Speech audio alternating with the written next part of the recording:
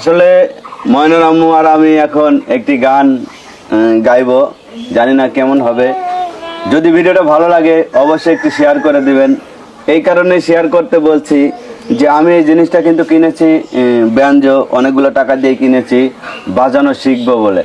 আসলে কিন্তু বাজাতে পারি না, তবে শেখার জন্য আমি একজন দক্ষ লোক চাই।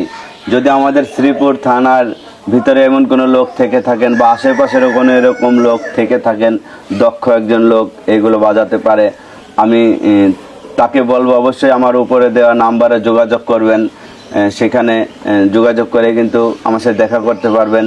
আর এবং আপনারা যদি বলেন যে আমি তো এমনিতে আপনাদেরকে করব না, অবশ্যই বেতন সাপেক্ষে ফোনের মাধ্যমে বা সরাসরি আলোচনা করে নেব।